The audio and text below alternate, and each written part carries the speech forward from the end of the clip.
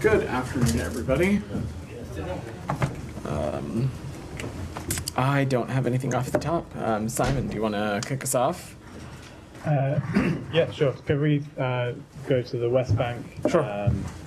And the killing of a American citizen. Could you tell us a bit more after the statement was put out on Friday?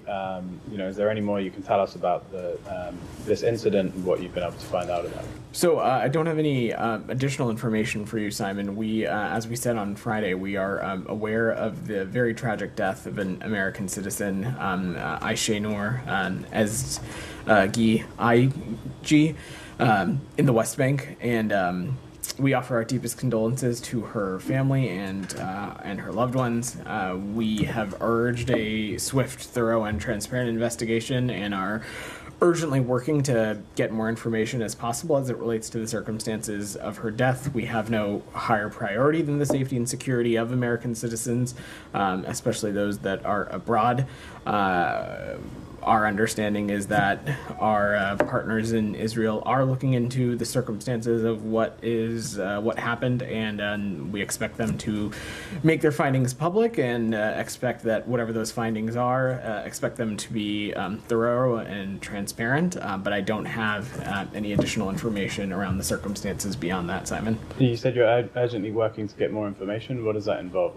Who are you talking to? So, obviously, having conversations with partners in the Israeli government, and as well as the deceased individual's family. But I don't have any, I didn't say that to mean that there is some sort of separate American investigation or anything like that. We are simply just trying to gather some more information and understand that there is a sort of formal process that we expect our partners in Israel to announce their findings of. Why wouldn't there be an American investigation into the killing of an American? So that process would not live at the State Department, should there be one. Of course, when American citizens are killed, especially abroad, that is something that would happen at the Department of Justice. I'm certainly not going to speak to that process or speak for another agency. We have focused our efforts on providing appropriate consular services for this individual's family and supporting them in that process, while also working with our partners in Israel to try to get any additional information that we can as it relates to what transpired. And we're hoping that it can be made public as soon as possible. A lot of people looking at this incident have pointed out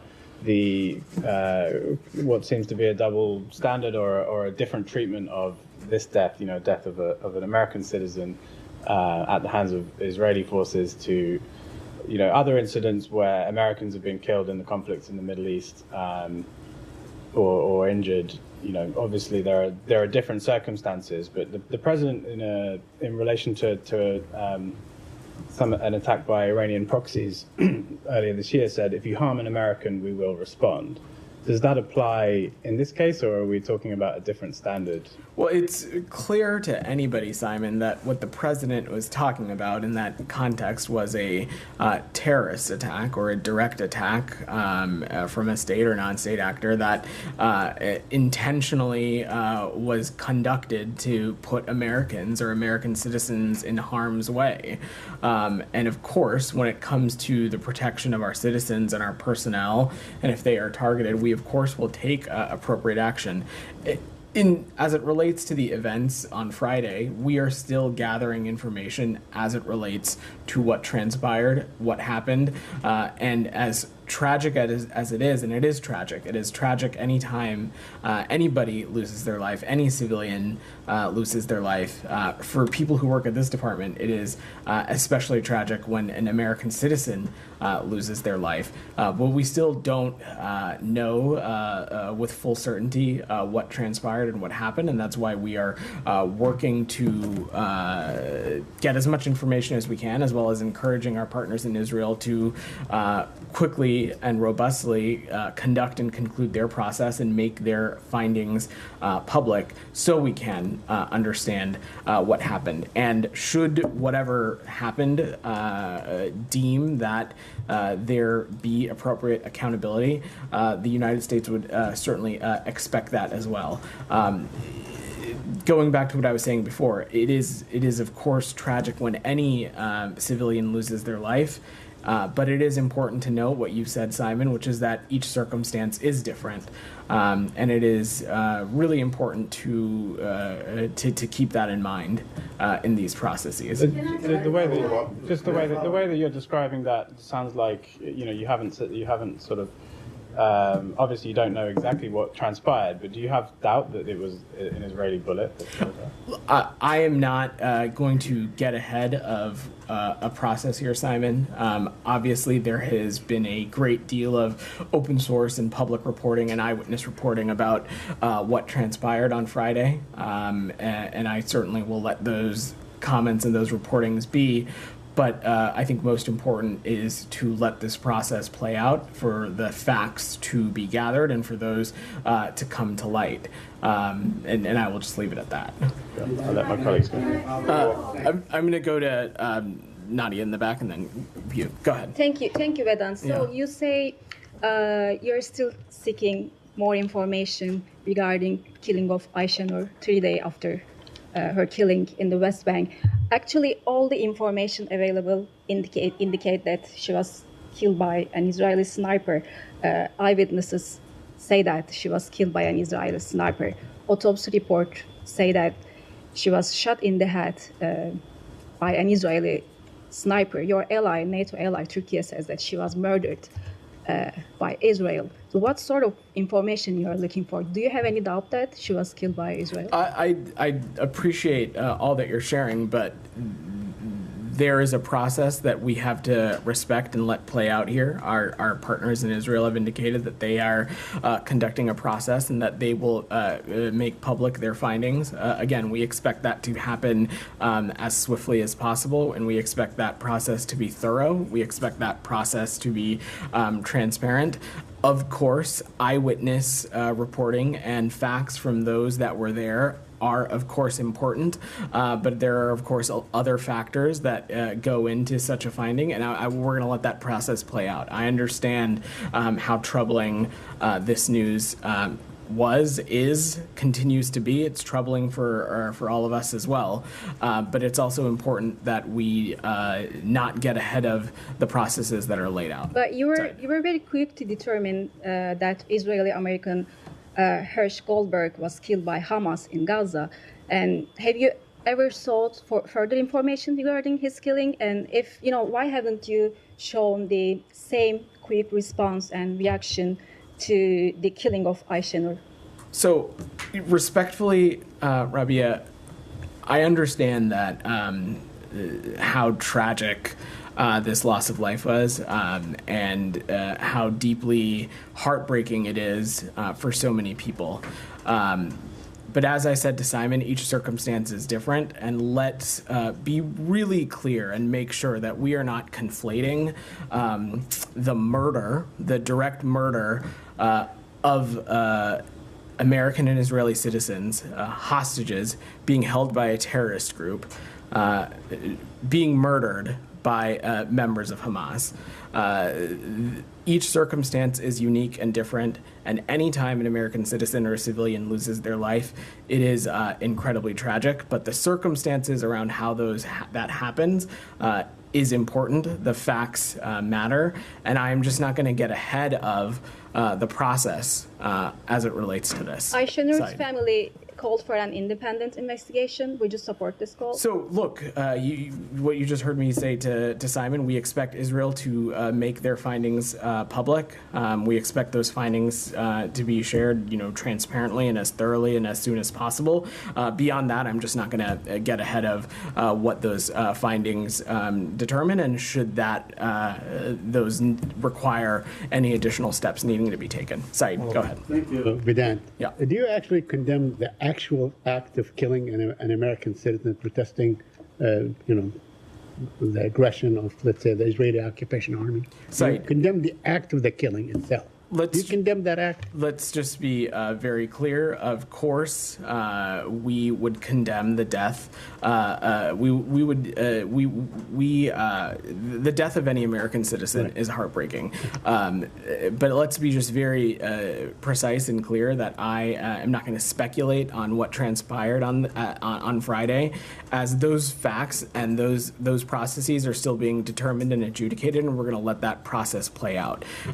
It is troubling. It is tragic, and it certainly there is a responsibility here to share as much information as possible, so that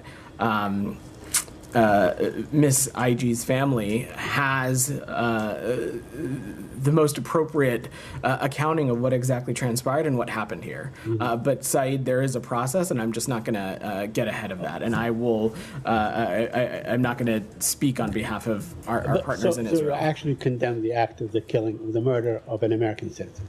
Of course, Saeed. The murder of any American citizen, we would take issue with. Oh, okay. So let me just follow up. In Beta, there are protests in Beta every day, and in fact, 14 have been killed in the last maybe 12 months or so in Beta. It's a very peaceful protest. There's never any stones thrown out and so on. There are actual eyewitnesses that saw exactly what happened. So do you suspect that maybe there's some entity or some other person that have fired the shot other than an Israeli soldier? Zaid, I think you and other colleagues, of course, this is your briefing. You can ask as many questions as you would like. You can ask the same questions as many times if you would like.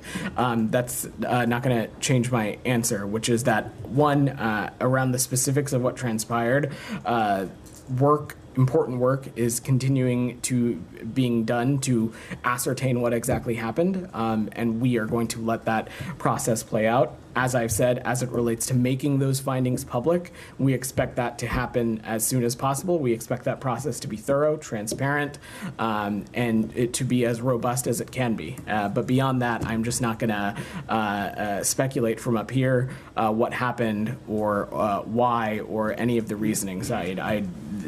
As I said to Rabia, eyewitness accounts are, of course, helpful, key, informative to all of this, but there is a process in place, and we will let that process play out. So would you rely on the eyewitness accounts, or you just rely on the Israeli? I am not going to speak to the process, Said. That's fine. I just want to take and again, I just want to reiterate again that we are working closely to ascertain the facts, but there is not a State Department-led investigation that is going on as it relates to because this. The record, Vedant, is really quite abysmal, and when it comes to Israel investigating itself on the killing of Americans. I mean, I can take you back to March 16, 2003, when Rachel Corrie, a Jewish American, was killed by a bulldozer, in plain sight of everybody, and the Israelis only came back with an answer in 2012, and it was just like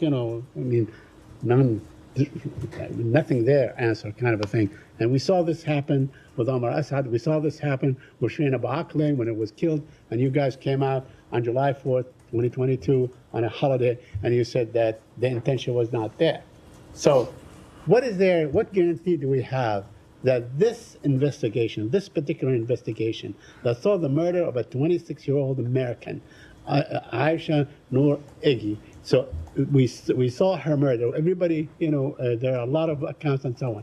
What guarantee do you have that this will be carried out, the investigation will be carried out thoroughly, fairly, transparently, and would lead to the proper result as far as you're concerned? Saeed, I'm not going to color any of these findings until we see them. So I will just leave it at that, and not going to get ahead of the process here. So do we have? I mean, I'm sorry, but let me just. Do we have any evidence from the past that Israel actually comes through on these investigations? I will let the IDF and the Israeli government speak to their own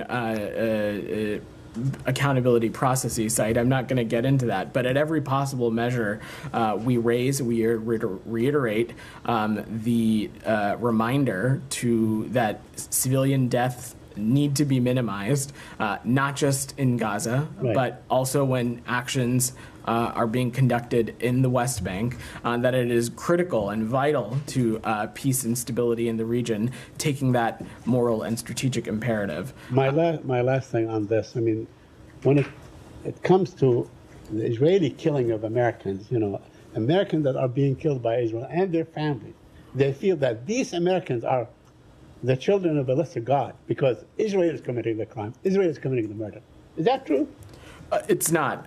Look, It's not true. Saeed, I'm not sure I fully understand your I question. mean, there are but- less American than, let's say, when Israel commits, it is really the identity of the killer rather than the identity of the killed, so to speak. So, again, I'm not sure I fully comprehend what you're asking, but let me just be pretty clear about this.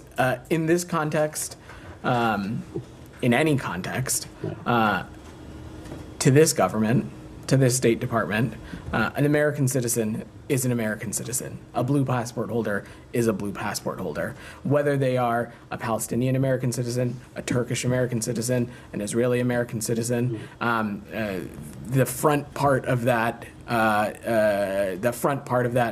that nomenclature is not nearly as important to us as the second half, and the fact that an American citizen is an American citizen, and we take this and we take the safety and security of American citizens incredibly seriously. It is. We spend a lot of time up here talking about foreign policy priorities and national security and our hopes for the world when it comes to foreign policy priorities. But I will tell you that for Secretary Blinken, for President Biden, there is nothing more important than the safety and security of American citizens. So Israel gives no exceptionalism. Go ahead, Brian. Thank you for that. Yeah. You said you'll look for more information from an independent Israeli investigation. That's been the same U.S. posture for Hinderjob, who was killed 224 days ago. So Ravi's question, how can Aishanor's family take an investigation seriously if it's conducted by the perpetrator, and, moreover, if they've continued delayed and reportedly lied to the U.S. about their investigation into Hinderjob? Well, that is exactly why we have called and have continued to call for these processes to be as swift and as thorough as possible, and we have that same expectation here as well, and we'll But continue we've seen to the press. outcome. It's been 224 days since Hinderjob was killed, and in the same instance, for example, we've seen open source reporting, eyewitness accounts that evidently show a potential human rights violation. You say, you're pushing for a swift investigation. If that's the same posture with this, when can Americans expect a conclusion? Any American can expect that this administration and this government will do everything we can to ascertain and gather whatever information is required, and I'm going to let that process play out. Israel? I don't have any policy announcements to make, Prem, but we will continue to raise this directly with our partners in Israel, and that work has been ongoing. Okay, wait, Go ahead, one more Yadra. question. Go ahead. Sorry. Thank you very much. Thank you, colleagues. To Saeed's question, the U.S. says it demands respect for press colleagues. Then Israeli forces kill our colleague Shireen Abu Akleh and scores of Palestinian journalists. The U.S. says it supports aid workers. Then Israeli forces kill American Jacob Flickinger and plenty of other aid workers, including Palestinians. The U.S. says it condemns illegal settlement activity. And then Israeli forces kill Aishnor Egi, Rachel Corrie, and scores of Palestinians subject to settler violence. Another New Jersey teacher last month was shot by Israeli forces as he did the same thing Aishnor was doing. How many more Palestinians and how many more Americans killed, violated, will it take before this administration actually does announce a policy change? So, Prem, I will say this, that one of the reasons we are so squarely focused on working to get a ceasefire deal is because of the calm and the stability and the potential it has for that, not just in the immediate Gaza Strip and the surrounding areas, but the region broadly, and the benefits that it could have when it comes to peace and stability and calm and the reduction of tensions in the West Bank as well. Certainly, the death of any journalist, aid worker, civilian, whether they're an American citizen or not, is heartbreaking, and it is a there are no words. There are no words for the pain that it brings, especially for these individuals' families. But we will continue to stress directly to all that there is a moral and strategic imperative to minimize the impacts on civilians, and we will continue to press on that as aggressively as we need to. Go ahead. You had your hand up. Yeah. I want to stay in the West Bank, but I will go to the current escalation there. Yep. And today, the Israeli finance minister put a tweet on X, if that expression is correct now, but he said literally that it's the mission of his life is to create reality on the ground to block any future Palestinian state. So, I mean, what he means about two-state solution, he want to kill it. And during the latest security operations, Israeli security operations in Jenin and then in Nablus, it was accompanied and in parallel by settlers' violence, season of land, etc. And I looked through my emails this morning to see if there is any response from the State Department regarding Smotrich, and I didn't find any.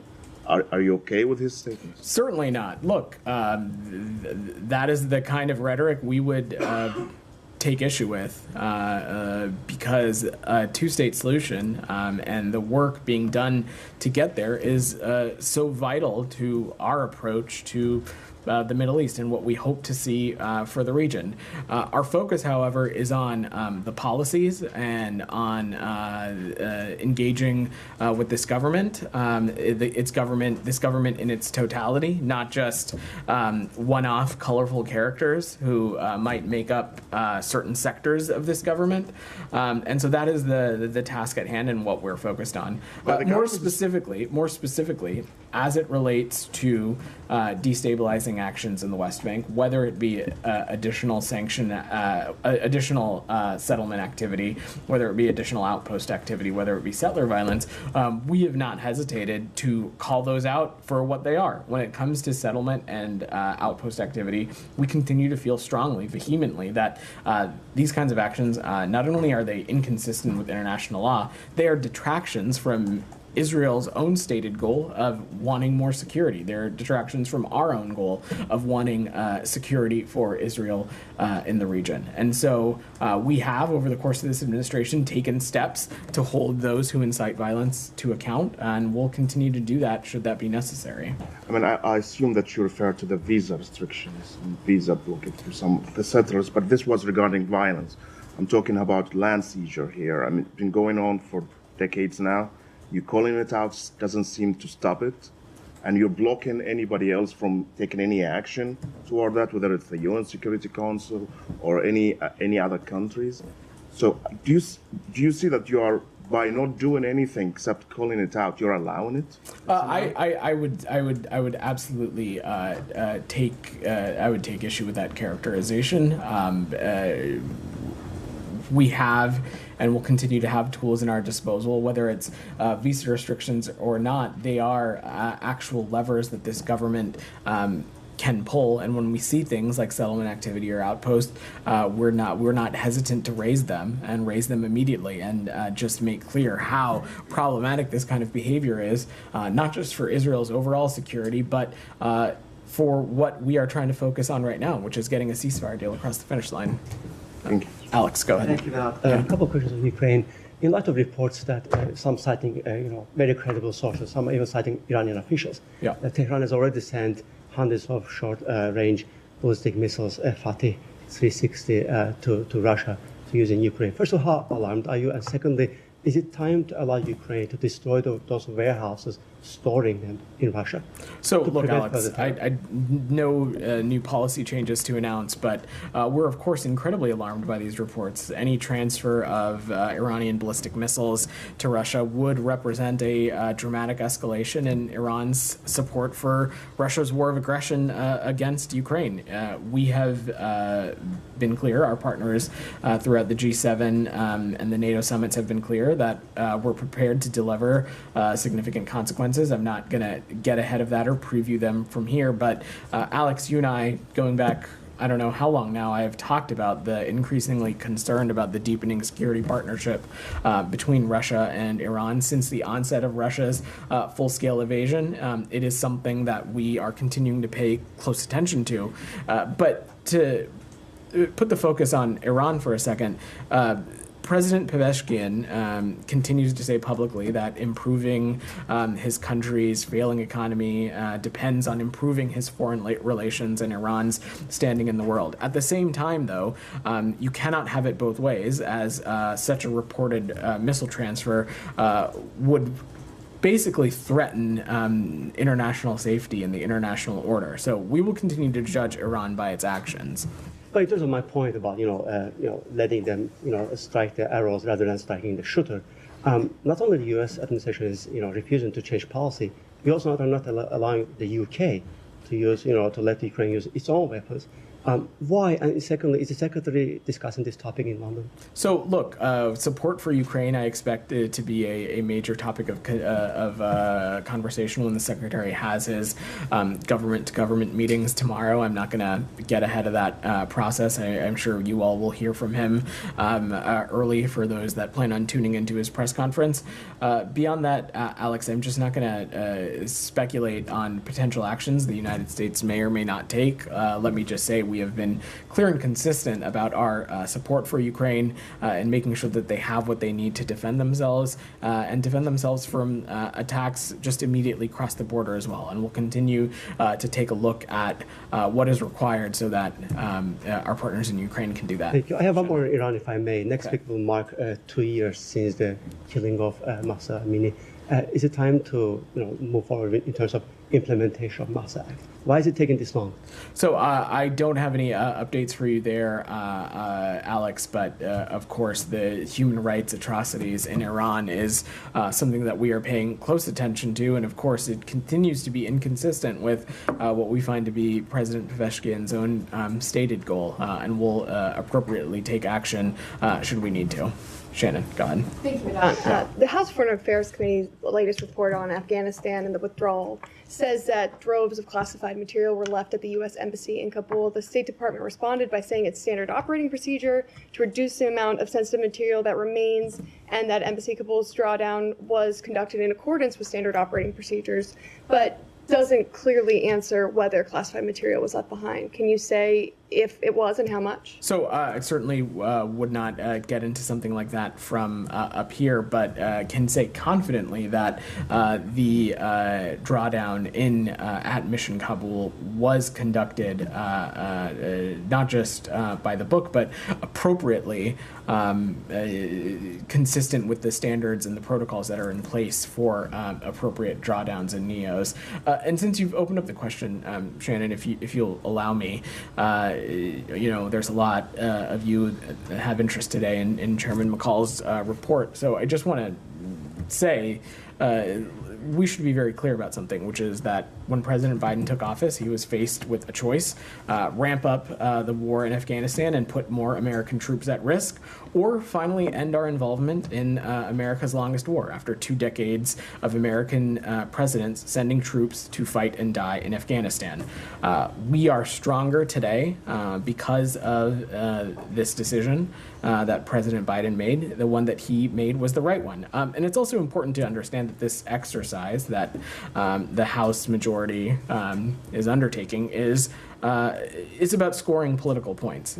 This investigation had the potential to truly be bipartisan and produce real legislative proposals to better prepare the United States for future presidents and for future parties, for future challenges.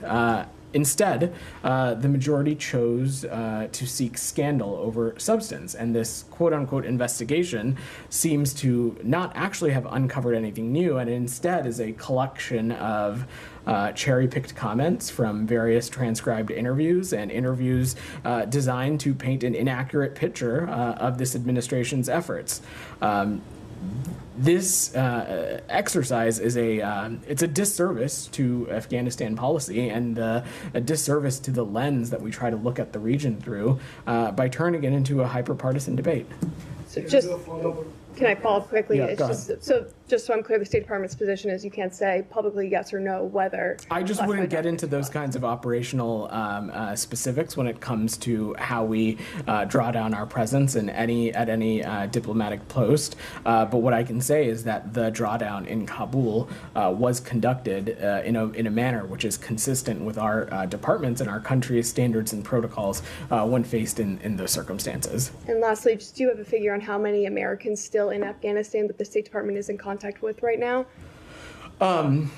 I'm happy to check. I don't have a number at my fingertips, but I'm happy to check and get back to you. But let me just say, Shannon, since you've asked the question on our efforts in Afghanistan, we are issuing. I know your question was about Americans, but let me just say, as it relates to our broader resettlement efforts, we are issuing SIVs to our Afghan partners in record rates. In fiscal year 23, we issued more than 18,000 Afghan SIVs, the most in a single year, and in this fiscal year, we've already surpassed that figure. And as a reminder, when the president took office, the State Department inherited a backlog of more than 17,000 SIV applicants.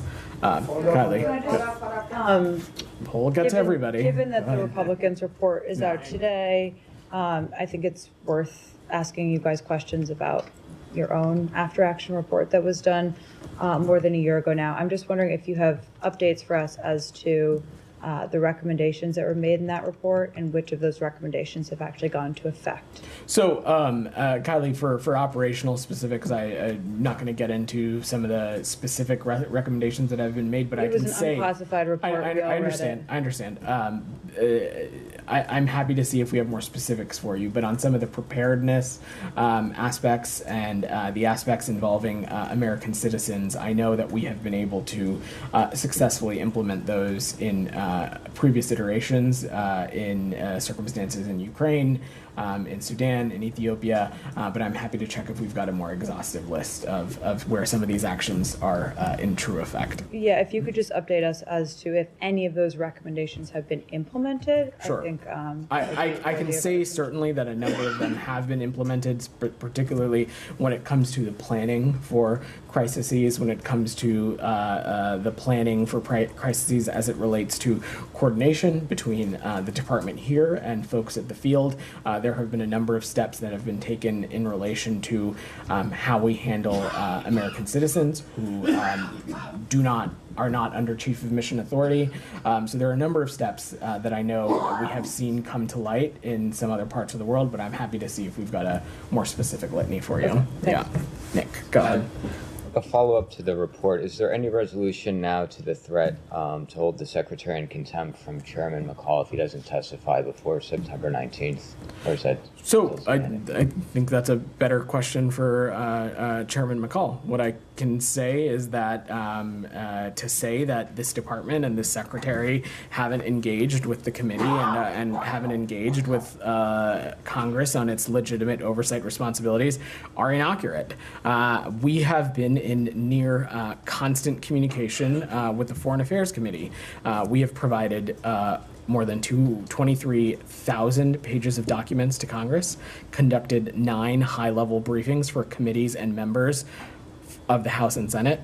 We have made available or engaged 15 senior officials for transcribed interviews to the House Foreign Affairs Committee and staff members. Secretary Blinken himself has already testified before House and Senate committees 14 times on Afghanistan, including 4 times directly before the House Foreign Affairs Committee. The majority isn't truly interested in legislating on Afghanistan policy. If they were, they would have sought to speak to the secretary long ago. They would have sought to speak to him to get his input as it makes this report, which is purportedly supposed to be this big reflection on Afghanistan policy and work being done in the region.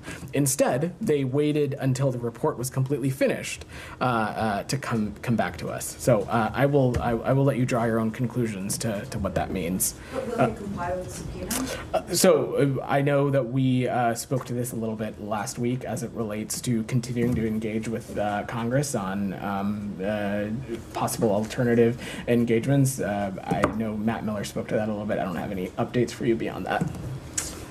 Michelle, go back to the Middle East. Sure. First, do you expect any changes on the Israeli-Hezbollah front, especially that Prime Minister Netanyahu urged his government yesterday to prepare for changing the situation on that front? I have no changes to preview or predict, Michelle. What I can say is that one of the reasons we are continue to be so committed to a ceasefire and getting one across the finish line is because the benefits that it could have in the north for creating the conditions so that both Israeli and Lebanese civilians could be able to return home. But I don't have anything to predict beyond that. On Iraq, should we expect any announcement soon regarding the future of U.S. military presence there? So, Michelle, we've held discussions with the government of Iraq on the future of Operation Inherent Resolve since last year. President Biden and Prime Minister Soudani spoke about this in April during the Prime Minister's visit. In that joint statement between those two leaders, they affirmed that these conversations would be ongoing and they would review these factors to determine when and how the mission of the global coalition in Iraq would end and transition in an orderly manner to a more enduring bilateral security partnership.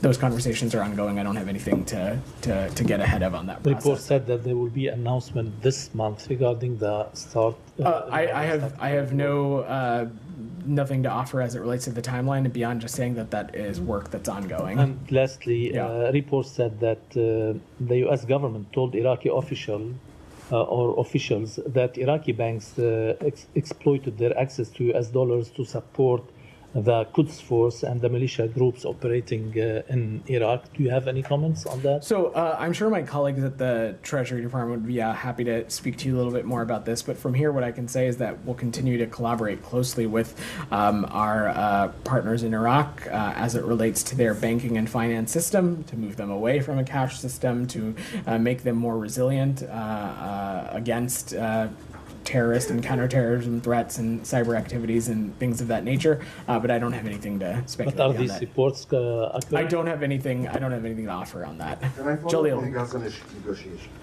Go ahead.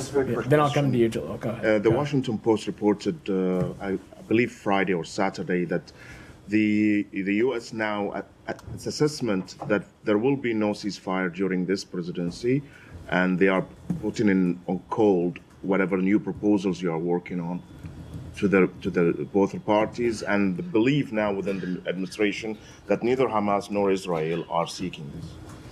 Can you confirm? So look, I'm not going to comment on purported speculation on a diplomatic process. What I can say is echo what President Biden and Secretary Blinken and Vice President Harris have said, which is that we are pursuing all efforts to secure a deal that would release the hostages being held by Hamas, that would create the conditions for additional humanitarian aid to get into Gaza, create the conditions for greater diplomacy to happen to bring about peace and stability in the region.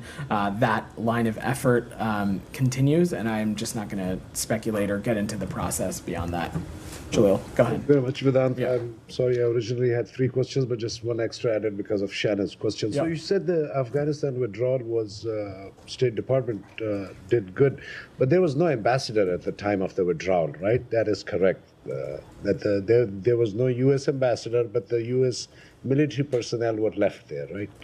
I'm not sure how you mean, Jalil. There was no U.S. ambassador at the time of the U.S. withdrawal under President Biden. Sure. At the onset of this administration, yes, there was not a Senate-confirmed ambassador to Afghanistan, but that is, frankly, a little bit besides the point, because when it comes to any diplomatic facility that we have around the world, not only do we have robust teams in place, but when there is not an ambassador there, there is a charge d'affaires, that is the senior-most diplomatic person on the ground leading the efforts, leading the chief of mission. That continued to be the case in Afghanistan, and there were a number of individuals who actually came out of retirement, rejoined government service to help lead these final months, including Ambassador Ross Wilson, who was the last and senior-most civilian on the ground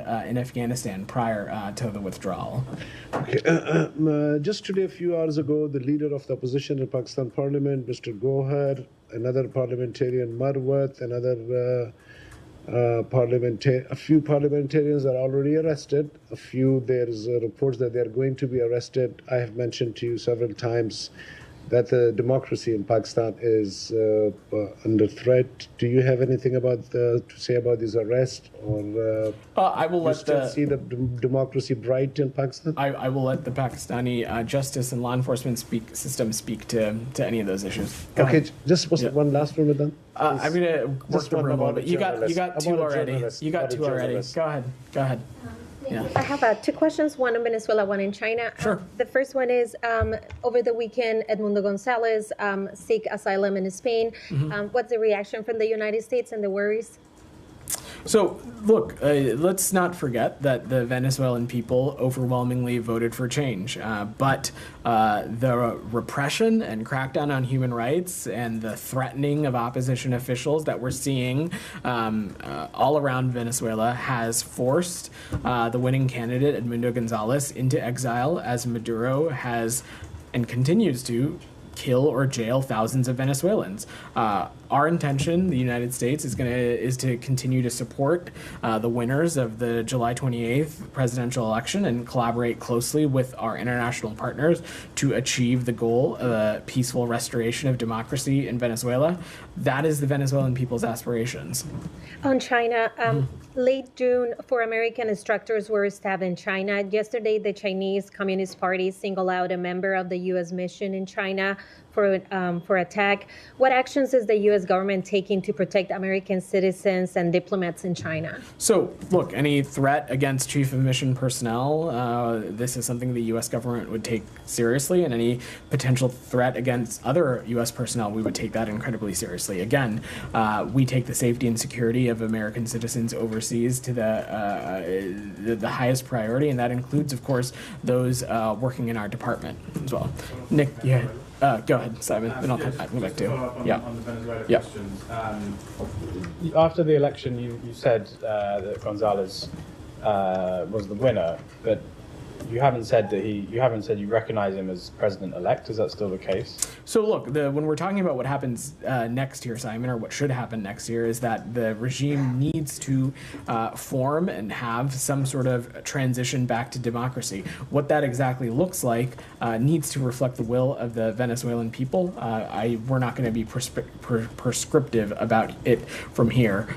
Certainly, though, from our assessment, Mr. Gonzalez was the winner, and that is why, for so long leading up to this point, Simon, we called for the tabulations and the vote counts as it relates to this to be made public. Obviously, those tabulations don't seem to be forthcoming. You've been kind of referring to the regional countries to try to get some movement on this, but the fact that the winner, the person you say won the election, has now fled the country, does that sort of mark that your approach to this has basically not been successful, and maybe you need to switch to a new approach? Not at all, Simon, because nothing is off the table, and in close coordination with our partners, including those that we engage with regularly on this, we're considering a range of options to demonstrate to Maduro and his representatives that their misgovernments, their crackdown on human rights, their disregard for democracy and free and fair elections has real and legitimate consequences. I'm not going to preview or get into those from here, but we have and will continue to enforce appropriate action in Venezuela consistent with the actions and non-actions taken by Maduro and his people. Go ahead, Nick. Just following up on Afghanistan, because you mentioned Ambassador Wilson, and this report is particularly critical of him, saying, among other things, he took a 2-week vacation the last week of July and the first week of August as Afghanistan was crumbling, that he fled the embassy ahead of the embassy staff to go to Kaya, and that he had COVID during the evacuation and covered that up and got a Foreign Service officer to take a test for him in Doha so that he could return to the United States. Do you have any response to any of those accusations? So I'm just not going to get into a tit for tat with the House Foreign Affairs Committee, but what I can say is that it is not my understanding that he was on vacation at the beginning of August. Beyond that, I will just echo what I said previously about Ambassador Wilson, that this is an esteemed individual, a decorated Foreign Service officer, a decorated senior Foreign Service officer that so many colleagues here hold in the highest regard, who came back into government service to help lead this process. Him, along with a number of other senior leaders across the department that stepped up in a time of need, and he should be commended. And let's again not lose sight of the fact that when we're talking about Afghanistan, we're talking about Afghanistan policy. What administration it was that signed the Doha Agreement, what administration it was that left a backlog of 17,000 SIVs, that left Afghanistan policy in a place so that this administration could not start its transition in an appropriate time. Go ahead. Thank you. Already 1 month, Bangladesh has an interim government. How does the U.S. plan to engage with Dr. Yunus-led Bangladesh in the aftermath on the unrest on August 5th, especially to democratic election? And secondly, there have been claims about Chinese influence in Bangladeshi recent student protests. How does U.S. assess this situation, and does it perceive any strategic concern in the region? So, look, we're continuing to monitor the developments in Bangladesh closely. We continue to be ready and eager to work with interim government that's led by Dr. Yunus as it charts its democratic future for the people of Bangladesh. Beyond that, I'm just not going to speculate. Thank you. And some Indian media outlets have suggested U.S. involvement in the anti-government protest in Bangladesh. While India has historically been a close ally of the outstate government, could this allegation strain U.S.-India relationship? So I've not seen those reports, but what I can unequivocally say is that they are not true. That's probably why I've not seen them. Then finally, Nazira, go ahead. Final question. I got to work the room. Nazira, go ahead. Thank you. Thank you. As you mentioned a lot about Afghanistan, there are so many problems, especially regarding women. Nowadays, bunch of Afghan professors and teachers send me a letter, bunch of signature. The Taliban don't give them retirement, and this former retirement teacher and the other category, they want money. They are very old. I don't know it's related to the State Department or not. They ask me, they have a high expectation to pass their message to this. So I'm not sure I totally caught that, but let me just let me reiterate something you've heard me and so many others say, that when it comes to our Afghanistan policy going forward, one of the things that is key, is central, is our support for Afghan women and girls, and anything that the United States can do as it relates to making sure that the Taliban takes steps to change its behavior. The Taliban has stated that international recognition is their own stated goal. That is not going to happen as it continues to keep 50% of its population behind. It continues to keep 50% of its population in the dark. And so we, in close coordination with allies and partners, will take appropriate action if we need to. In the back. Thank you, sir. Yeah, go ahead. Thank you. The Israeli foreign minister declared that the forced displacement of the people in Gaza should also happen in the West Bank. Despite of this seriousness statements, we didn't hear any condemnation from U.S. Special concern. We have time and time again said that forced displacement of the Palestinian people, whether it be in Gaza or whether it be in the West Bank, would be inconsistent with what we want to see in the region. And it is certainly inconsistent with the principles that Secretary Blinken laid out in Tokyo in last December. Excuse me, go ahead. just, I got to work the room. Okay. Go ahead. Both yourself and Mr. Miller have talked about these ongoing investigations when it relates both to the death of U.S. citizens as well as international humanitarian law. One of the things that was mentioned when the NSM-20 report came out was that it was inconclusive because there were no U.S. State Department personnel on the ground to verify those claims. Has that changed? In Gaza. In Gaza. Correct. Yes. Has that changed, and what would be the conditions to put State Department personnel on the ground to actually finalize some of those reports? That has not changed. And I think when President Biden has said no boots on the ground in Gaza, it is pretty clear. I'm not going to speculate on what would be required for those circumstances to change, but that is correct. We do not have personnel on the ground in Gaza. So those reports can't be Thanks, concluded? everybody. I'm going to wrap there.